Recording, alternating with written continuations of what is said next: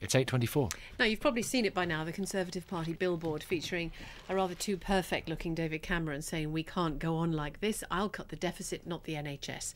An internet campaign which allows people to change the poster themselves has proved a big hit, with lots of people posting their own versions. The Tories are laughing it off, but some of the billboards have now been defaced, the actual billboards. Tim Montgomery from conservativehome.com praised the website. It's very funny. I love some of the lines there. Don't agree with them, but rather than just have a couple of people locked in a room writing stuff in Westminster or in some creative ad agency, you have thousands of people coming up with clever ideas to put on a Cameron poster. And it's that unleashing decentralisation of creativity which makes the internet so powerful. So far, so good. Clifford Singer is the man behind the website, and Darren Davidson is from the advertising company Rubber Republic. Clifford Singer, first of all, what inspired you to do this in the first place? Hi. Well, first, I think when the original posters came out and there was a big discussion about whether they'd been airbrushed, it seemed like the perfect metaphor for something I wanted to say about Conservative Party policies and whether they were promising cuts that wouldn't hurt. And secondly, it was just a comment really on the slick marketing we see in politics and whether it's been a victory of style over substance. And I think it's given a sense in which ordinary people can deface the posters online and have a bit of revenge.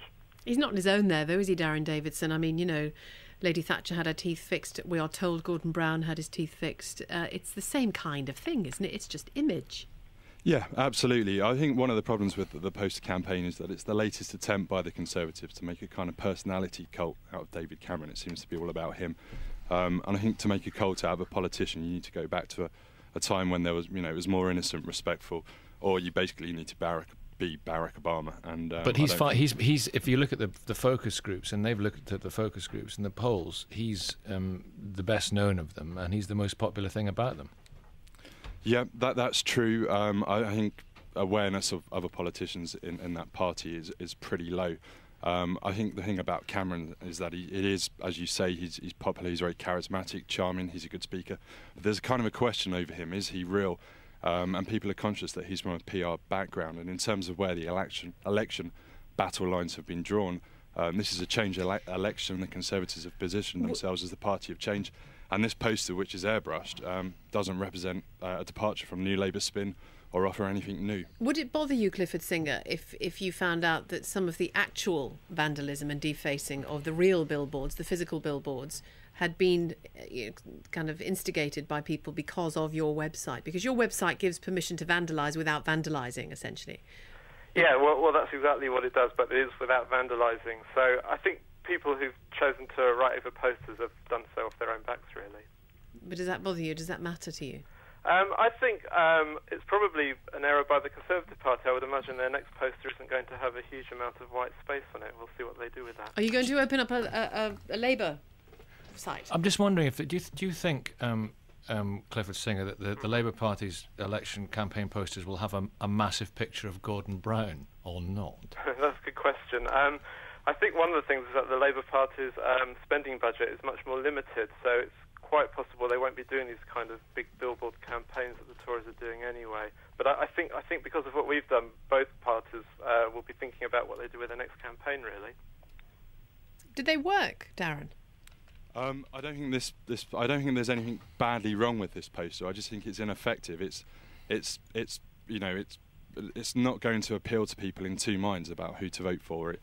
People who are staunchly Conservative will like the poster. People who won't vote Conservative, it will just sail over their heads. It doesn't appeal to anybody in the overlap, and that's where elections are won and lost. Would it be more effective to get down and dirty with it? For example, for Labour, I mean, you couldn't do this because it's too kind of full on. It's too like what the Americans do. But for Labour to have a picture of that, David Cameron in that Bullingdon Club photograph, when he was at school, and for the Conservative Party to have a recent picture, for example, well, any number of pictures of Gordon Brown don't look great sometimes.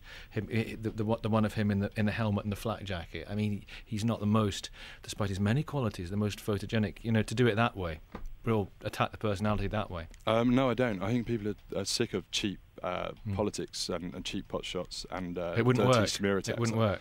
I think people want, in an age now of social media where you can share stuff more easily and and you can talk about people, and you can do your own versions of the poster and share stuff in a more easier, joined-up way. I think you need a more honest, direct approach. Because there's a big row, wasn't there, about a Blair photograph with fangs? Do you remember a few years back? Yeah. I think they need to take a leaf out of the Obama playbook and go for a more honest, straightforward approach and be more honest with the electorate.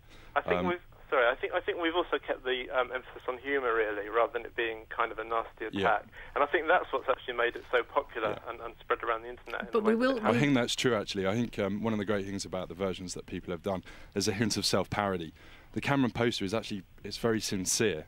And it kind of reminds me of an old Conservative poster where you had chummy handwritten messages from Michael Howard.